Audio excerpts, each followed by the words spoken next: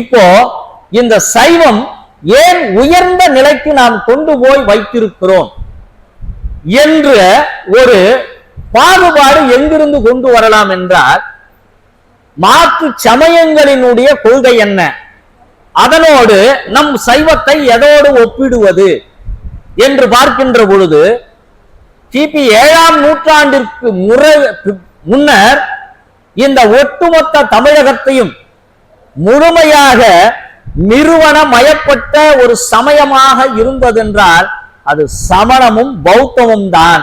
அன்றைக்கு இந்த ஒட்டுமொத்த தமிழகத்தையும் ஆண்டு கொண்டிருந்த ஒரு சமயம். திருஞான சம்பந்தர், திருநாவுக்கரசர் வருகைக்கு பின்னால் கிபி 7ஆம் நூற்றாண்டுக்கு பிறகுதான் மீண்டும் சைவம் என்பது மீள் உருவாக்கம் செய்யப்பட்டது. அதற்கு பிறகுதான் சைவ கோயில்களில் சென்று வழிபாடு நடத்தப்பட்டது. அந்த 7ஆம் நூற்றாண்டிற்கு முன்னர் வரை இங்கே ஆண்டு கொண்டிருந்த சமயம் சமணம். அந்த சமணத்தினுடைய அடிப்படை கொள்கை என்ன? ஒரு சமணரை பார்த்து உங்கள் சமயத்தினுடைய அடிப்படை தத்துவ கோட்பாடுகள் எது என்று நாம் கேட்டால் ஆரம்பத்தில் ஒரு 4 நெறிகளை அவர்கள் சொல்வார்கள். அதிலே முதலாவது நெறி பசியென்று வருபவனுக்கு உணவை கொடுத்தல். அவர்களுடைய முதல் நெறி பசியென்று யார் வந்தாலும் அவர்களுக்கு உணவை கொடுத்தல். இரண்டாவது நோயுற்றவனுக்கு மருந்து கொடுத்தல், சிகிச்சை அளித்தல். இது இரண்டாவது நெறி. மூன்றாவது நெறி கல்வி யாராருக்கு மறுக்கப்பட்டிருக்கிறதோ அவர்களுக்கு கல்வியை கொடுத்தல் என்பது சமணத்தினுடைய கோட்பாடு. நான்காவது யார் ஆதரவற்று இருக்கிறார்களோ அவர்களுக்கு அடைக்கலம் கொடுப்பது என்பது நம்முடைய சமண சமயத்தினுடைய கொள்கைகளாக நமக்கு முன் நிறுத்தப்படுகிறது. இவையெல்லாம் உயர்ந்த நெறிகள் தானே. இதில் ஏதாவது நாம் பிழை கண்டுபிடிக்க முடியுமா? இது ஏதாவது அறத்திற்கு எதிரான ஒரு பிழையான சமயமாக இருக்க முடியுமா என்று பார்த்தால், கோட்பாடுகள் ஒன்று, செயல்பாடுகள் மாறுபாடு அடைகிறது. 24வது தீர்த்தங்கராக இருந்த மகாவீரர் தான் இந்த சமண சமயத்தை தோற்றுவிக்கிறார். தோற்றுவிக்கப்பட்டவரிடம் ஏதும் பிழை இல்லை.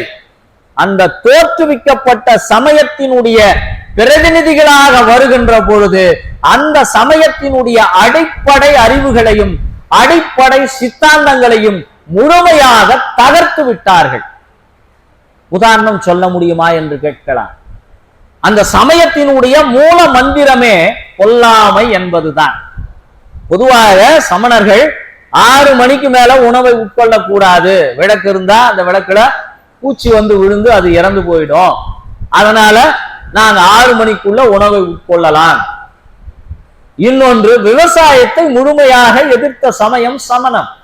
ஏன்னா நாம் ஏர் ஊட்டி மண்ணை உழுவோமானால் மண்ணிலே இருக்கக்கூடிய புழுக்கள் எல்லாம் இறந்து போகும் என்ற காரணத்தினால் விவசாயத்தை மறுதளித்தது சமணம். இன்னும் சொல்ல போனால் அவர்கள் நடக்கின்ற பாதையிலே மயிர்பீலியை வைத்து அதை சுத்தம் செய்து விட்டு தான் நடப்பார்கள். நல்ல அருமையான தத்துவங்கள்லாம் சமணத்தில் இருக்க, அதை ஏன் நாம் குறை சொல்ல வேண்டும்? தோற்றுவித்தவரிடம் குறையில்லை. அதை காலங்காலமாக கடத்தி கொண்டு நம்மிடம் கொண்டு வந்து சேர்த்தார்கள் பார் சமய குருமார்கள். அவர்களிடம்தான் பிழை ஏற்பட்டது. என்ன பிழை? இப்பதான் அதுக்குள்ள நாம் வரும். சைவம் எதிலே சமணத்திலிருந்து முரண்படுகிறது என்று பார்ப்போம். திருநாவுக்கரசர் பெருமான் சமணத்திலே மிக உயர்ந்த பீடத்திலே திருப்பாதிரி புலியூர், அன்றைக்கு அதற்கு பாடலிபுத்திரம் என்று பெயர், அந்த திருப்பாதிரி புலியூரிலே தர்மசேனராக தலைமை அமைச்சராக இருந்தவர் யார் என்றார்? நம்முடைய அப்பர் பெருமான். அங்கிருந்து அவர் சைவத்திற்கு திரும்புகிறார். தன்னுடைய அக்கால் திலகவதியாருடைய ஆலோசனையின் பேரிலே சமண சமயத்திலிருந்து அவர் சைவத்திற்கு வருகிறார். அப்படி சைவத்திற்கு வந்ததன் பொருட்டு சமணர்கள் எல்லாம் ஒன்று சேர்ந்து அன்றைக்கு மகேந்திர பல்லவ வர்மனிடம் சென்று இவரை பற்றிய குறைகளை சொல்லி இவரை கொலை செய்ய வேண்டும் என்பதற்கு ஏற்பாடு செய்கிறார்கள் என்று சொன்னார். கொல்லாமை எங்கே போனது? அந்த சமயத்தினுடைய அடிப்படை கொள்கையாக இருக்கக்கூடிய கொல்லாமையை முற்றிலும் அவர்கள் மறுதலித்து விட்டார்கள் அல்லவா? ஆக சமணம் தன்னுடைய கோட்பாடுகளில் இருந்து கொஞ்சம் கொஞ்சமாக நழுவி சென்றது, மக்களிடையே விலகி சென்றது. சைவம் இந்த தமிழர்களுடைய தோல் மேலே வந்து உட்கார்ந்து கொண்டது. திருநாவுக்கரசரை யானையை விட்டு இடற வைத்தார்கள், அவரை கொலை செய்ய துணிந்தார்கள். அவரை கொண்டு போய் ஒரு கல்லை கட்டி கடலிலே போட்டார்கள். கடலில் போட்ட திருநாவுக்கரசு பெருமான் பாடி வருகிறார், சொற்றுணை வேதியன் சோதி வானவன் பொற்றுணை திருந்தடி பொருந்த கைதோழ கற்றுணை பூட்டிவோர் கடலில் பாய்ச்சினும் நற்றுணையாவது நமச்சிவாயவே. நமச்சிவாய மந்திரத்திற்கு எவ்வளவு ஆழமான பொருள், ஆழமான சக்தி இருக்கிறது என்றால் அந்த ஒரு பாடலிலே நாம் புரிந்து கொள்ளலாம். அடுத்து நீற்றறையிலே கொண்டு போய் திருநாவுக்கரசு பெருமானை உள்ளே போட்டு விடுகிறார்கள். திறந்து பார்க்கிறார்கள், உள்ளே எப்படி இருக்கிறார் என்றால் திருநாவுக்கரசு பெருமான் மாசில் வீணையும் மாலை மதியமும் வீசு தென்றலும் வீங்கிள வேனிலும் மூசு வண்டரை பொய்கையும் போன்றதே ஈசன் எந்தை இணையடி நீடலே. உள்ள எப்படி இருக்கான்? அந்த வெப்பம் மிகுந்த அந்த நீற்றறைக்குள்ளே மாசில்லாத வீணை, மாசில் வீணையும் மாலை மதியமும் தென்றல் வீசி கொண்டிருக்கிறதா. வெப்ப காற்று வீசக்கூடிய அந்த நீற்றறையிலே பெருமானுடைய அருளால் என்னவாகி இருக்கிறது என்றால் உள்ளே தென்றலாக மாறி இருக்கிறது. வீசு தென்றலும் காலம் எப்படி இருக்கிறது என்றால் இளவேனிற் காலமாக உள்ளே இருக்கிறதாம். வீங்கிள வேனிலும் மூசு வண்டரை பொய்கையும் போன்றதே தாமரை பூத்திருக்கக்கூடிய தடாகம் போல் இருந்ததாம். எது? சுண்ணாம்பு நீற்றறை. இறைவனுடைய திருநாமத்தை உச்சரிக்கின்றவர்களுக்கு அது சுண்ணாம்பு அறையாக இருந்தால் கூட எப்படி இருக்கிறது என்றால் மூசு வண்டரை பொய்கையும் போன்றதே ஈசன் எந்தை இணையடி நீடலே என்று பாடுகிறார் திருநாவுக்கரசு. நம்முடைய சைவத்தின் மீது ஒரு பெரிய குற்றச்சாட்டு ஒன்று பகுத்தறிவாளர் பரப்பிலிருந்து ஒரு கேள்வி வரும். திருஞான சம்பந்தர் 8000 சமணர்களை கொன்றவர் இல்லையா என்ற ஒரு கேள்வி அடிக்கடி கேட்பார்கள். அது நம்முடைய சைவர்களுக்கே பாதி பதில் புரிந்திருக்கும். ஒரு பக்கம் நம்மை நாமே ஒரு பகுப்பாய்வு செய்ய வேண்டிய சூழலுக்குள்ளும் நீங்கள் போகலாம். 8000 சமணர்களை ஏன் திருஞான சம்பந்தர் கொன்றார் என்ற ஒரு வினா நிற்கும் உங்கள் நெஞ்சிலே. அதற்கு அடிப்படையாக நடந்த நிகழ்வை அங்கு பார்க்க வேண்டும். அனல்வாதம் புனல்வாதம் செய்கிறார்கள் திருஞான சம்பந்தரோடு.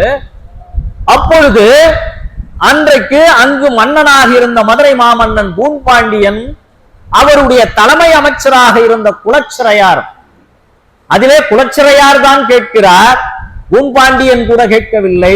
சரி, இவ்வளவு போட்டிகளிலே நீங்கள் தோல்வி அடைந்து கொண்டு வருகிறீர்களே, அனல்வாதத்திலும் புனல்வாதத்திலும் அஸ்தி நாஸ்தி என்பதுதான் சமணத்தினுடைய தத்துவம். இப்படி சொல்கிறீர்களே, ஏதாவது ஒரு போட்டி வைக்க வேண்டும் அல்லவா? போட்டி இல்லாமல் ஒரு நிகழ்வு நடைபெறுவது சரியாக இருக்காதல்லவா என்று சொன்ன பொழுது அவர்களை இந்த போட்டியிலே தோல்வியுற்றால் சமணர்களை கழுவிலேற்ற வேண்டும் என்று திருஞான சம்பந்தர் சொல்லவில்லை. இந்த வரலாற்றினை புரிந்து கொள்ள வேண்டும். சமணர்களாகத்தான் தானாக வந்து நாங்கள் இந்த போட்டியிலே தோல்வியுற்றால் நாங்கள் கழுவிலேற்றி எங்களை மாய்த்துக் கொள்கிறோம் என்றுதான் சொன்னார்கள். அந்த சொன்னபடிதான் அவர்கள் தங்களை கழுவிலேற்றிக் கொண்டு மாய்ந்து போனார்களே ஒழிய கருணையே வடிவாக இருக்கக்கூடிய திருஞான சம்பந்த பெருமான், எந்த ஒரு உயிருக்கும் துன்பம் இறைக்காத சம்பந்த பெருமான் எப்படி 8000 உயிர்களை காவு வாங்குவதற்கு சம்மதிப்பார் என்று யோசித்து பாருங்கள். அந்த கழுவிலேற்றிய காலகட்டத்திலே கூட ஞான சம்பந்த பெருமான் அங்கு கிடையாது. இது அவர் மதுரையை விட்டு வந்த பிறகு நடந்த நிகழ்வு. இன்றைக்கு சிற்பங்களாக எண்ணாயிரம் சமணர்கள் கழுவிலேற்றினார்கள் என்று ஒரு செய்தியும் இருக்கிறது. இன்னொரு செய்தியும் இருக்கிறது. இங்க விழுப்புரம் பக்கத்திலே எண்ணாயிரம் என்ற ஒரு கிராமம் இருக்கிறது. அந்த எண்ணாயிரம் என்ற கிராமத்திலே சில சமணர்கள் தான் அங்கே திருஞான சம்பந்தரை போட்டிக்கு வா வா என்று வடிவேல ஒரு படத்துல கூப்பிடுற மாதிரி வா வான்னு கிட்னி எடுக்கிற மாதிரி இவங்க என்ன பண்ணாங்கன்னா வா வா என்று திருஞான சம்பந்தரை போட்டிக்கு அழைத்தவர்கள். ஆக இரண்டு கருத்து இருக்கு. எண்ணாயிரம் என்ற கிராமத்தை சேர்ந்த அந்த போட்டியிலே தோற்ற சில சமணர்கள் தான் எதுல போனாங்கன்னா கழுவில் ஏறினார்கள் என்ற ஒரு செய்தியும் வரலாற்றிலே இருக்கிறது. இது சமணம் இந்த சைவத்தை ஒரு பக்கத்திலே நகர்த்தி கொண்டு வந்தது. இன்னொரு புறத்திலே பௌத்த சமயம். அந்த பௌத்த சமயம் என்பது அதனுடைய அடிப்படை தத்துவங்கள் 3. முதல் தத்துவம் புத்தம் சரணம் கச்சாமி, தம்மம் சரணம் கச்சாமி, சங்கம் சரணம் கச்சாமி. இது 3க்கும் பாலி மொழி. அதுக்கு என்ன பொருள்னா, புத்தம் சரணம் கச்சாமினா அறிவே உன்னை நான் வணங்குகிறேன். ரொம்ப அருமையா இருக்குல்ல? அறிவே உன்னை நான் வணங்குகிறேன். தம்மம் சரணம் கச்சாமி, அறமே உன்னை நான் வணங்குகிறேன். சங்கம் சரணம் கச்சாமி, அமைப்பே உன்னை நான் வணங்குகிறேன். முதலில் அறிவே உன்னை நான் வணங்குகிறேன், அறமே உன்னை நான் வணங்குகிறேன், அமைப்பே உன்னை நான் வணங்குகிறேன். அதைவிட பெரிய சித்தாந்தம் அந்த சமயத்திலே இருப்பது. இங்க எப்படி சமணர்களுக்கு கொல்லாமையோ அதுபோல் பௌத்தத்திலே ஆசையே துன்பத்திற்கு காரணம் என்ற ஒரு சொற்றொடர் தான் அந்த சமயத்தினுடைய உச்சபட்ச ஒரு தத்துவம். அப்போ ஒரு மனிதன் ஆசைப்படக்கூடாதா? ஒரு தாய் தன்னுடைய மகன் ஒரு 10ஆம் வகுப்பிலே மாநில அளவிலே முதலிடத்தை வர வேண்டும் என்று விரும்புகிறார். இந்த விருப்பம் என்பது சரியா தவறா? ஒரு தாயினுடைய கண்ணோட்டத்திலே இருந்து பார்க்கின்ற பொழுது, நான் வளர்த்த மகன் இந்த மாநில அளவிலே முதலிடத்திலே அவன் வர வேண்டும் என்று நான் எண்ணுகின்ற பொழுது அந்த ஆசை என்பது குற்றமா? குற்றமாக இருக்க முடியாது. உலகத்திலே இருக்கக்கூடிய ஒரு பெரிய நிறுவனத்திலே பல கோடிகள் சம்பாதிக்கக்கூடிய ஒரு வேலையிலே என் மகன் போய் உட்கார வேண்டும் என்று நான் நினைப்பது, அந்த ஆசை என்பது குற்றமா? எப்படி குற்றமாக இருக்க முடியும்? அப்படி என்றால் புத்தர் சொன்ன தத்துவம் தவறா என்றால், அவர் சொன்ன தத்துவம் என்பதுதான் இங்கு தவறாக புரிந்து கொள்ளப்பட்டது.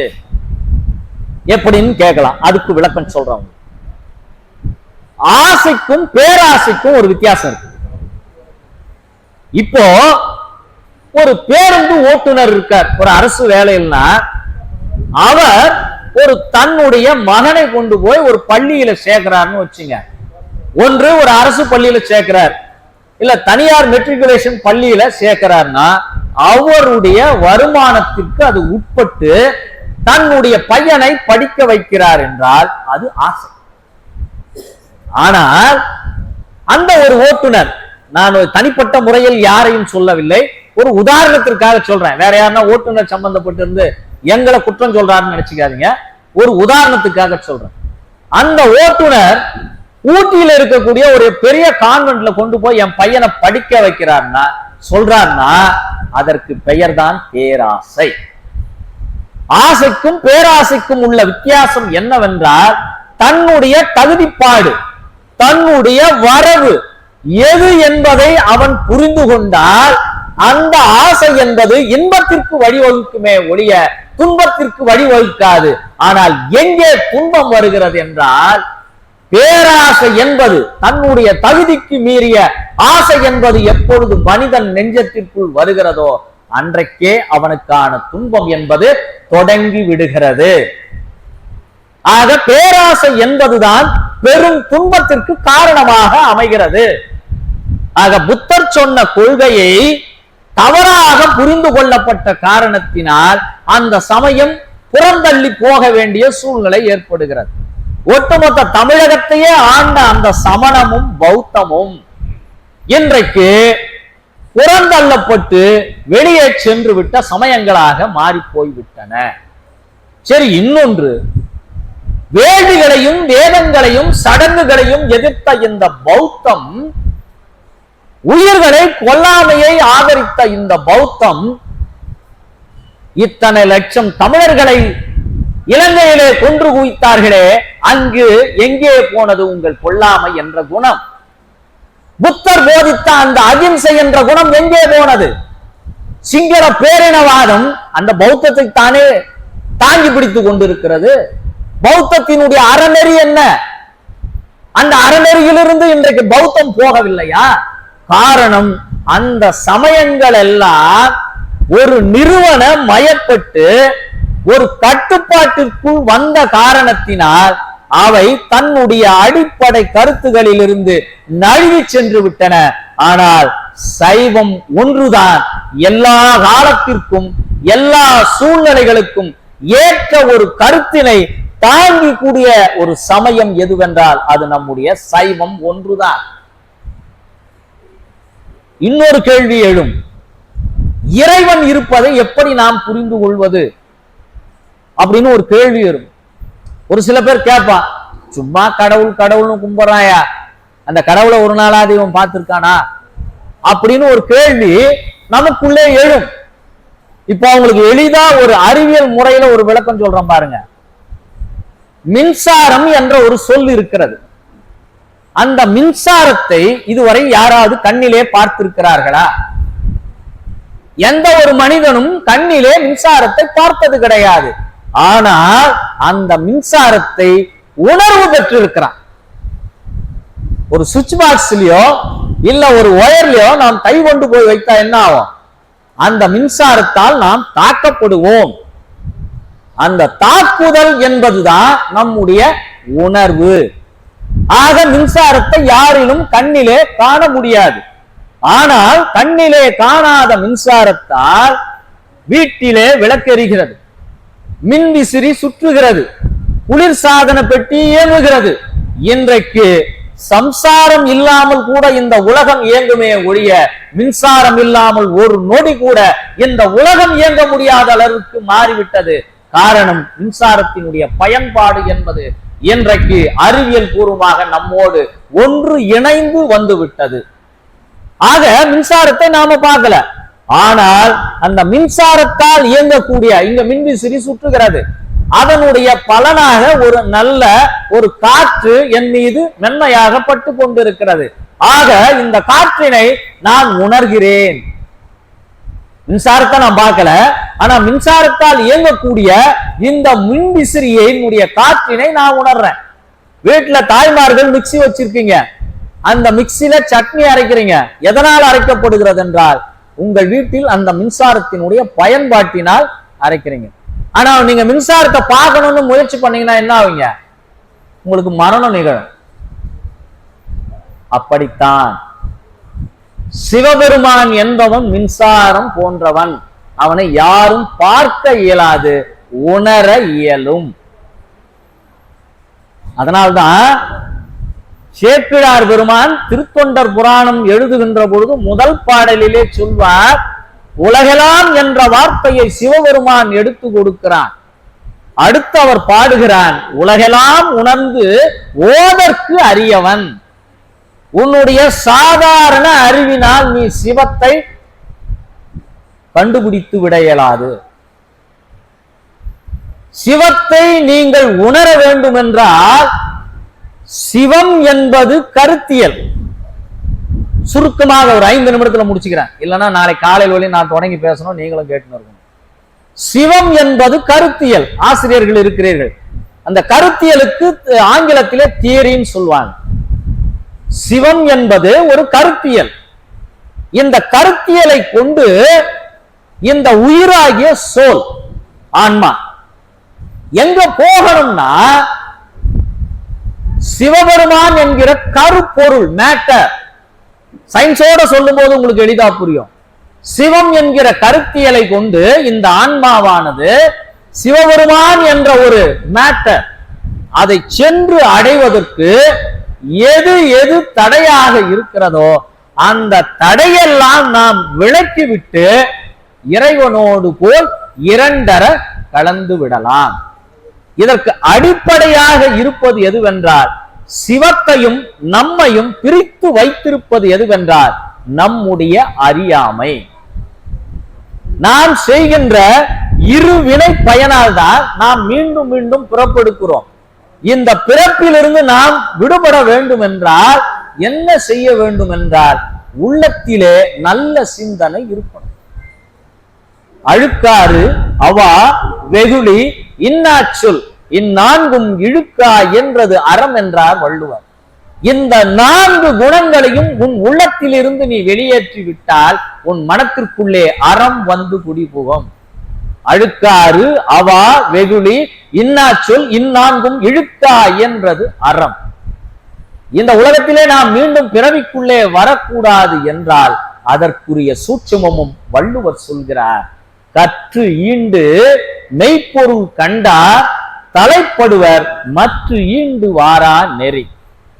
கற்கின்ற பொழுதே மெய்ப்பொருளினுடைய உண்மை தன்மையை நீ உணர்ந்து கொண்டால் மீண்டும் இந்த மண்ணிலே பிறப்பதற்குரிய வேலையே நமக்கு கிடையாது. அதுக்காக நம்ம என்ன பண்ணணும்னா, பற்றுக பற்றத்தான் பற்றினை. இந்த உலகத்திலே எவன் பற்று இல்லாமல் இருக்கிறானோ, எந்த உயிர்களின் மீது விருப்பம் இல்லாமல் இருக்கிறானோ அவனை நீ போய் பற்றிக்கொள். பற்றுக பற்றத்தான் பற்றினை, அப்பற்றினை பற்றுக பற்று விடற்கு. இதை நம்ம வள்ளுவர் கொடுத்திருக்கிறார். இந்த மண்ணில் நாம் நல்ல வண்ணம் வாழலாம். நற்கதிக்கு யாதுமோ குறைவில்லை. சிவபெருமானை பின்பற்றுங்கள், சைவ சாத்திரங்களை படியுங்கள். மீண்டும் இந்த மண்ணில் பிறந்து துன்பம் அடைவதை விட பொன்னார் மேனியனாக இருக்கக்கூடிய அந்த சிவபெருமானுடைய திருவடியை நாம் பற்றி கொள்ள வேண்டுமென்றால் தேவாரம், திருவாசகம், 12 திருமுறைகளை ஓதி உணர்ந்து சைவத்தினுடைய சித்தாந்த கருத்துக்களை நாம் உள்வாங்கி கொண்டால் மீண்டும் இந்த மண்ணிற்கு வராமல் கையிலே இருக்கக்கூடிய பெருமானுடைய காலடியிலே இருப்போம் என்று சொல்லி, இது இந்த தலைப்பினுடைய வெறும் தொடக்க உரைதான். இன்னும் நான் தலைப்பிற்குள்ளே செல்லவில்லை. ஐயா கொடுத்த நேரத்தை நான் சரியாக பயன்படுத்தி கொண்டேன் என்று நினைக்கிறேன். அவ்வளவு தொண்டை நாட்டிலிருந்து வந்து உங்களிடமிருந்து ஒரு சிறு கைத்தட்டலை பெற்று விடைபெறலாம் என்று நினைக்கிறேன். வாய்ப்பு தந்த ஐயா அவர்களுடைய திருவடிகளுக்கு என் மனமார்ந்த நன்றியை தெரிவித்துக் கொண்டு விடைபெறுகிறேன். நன்றி, வணக்கம்.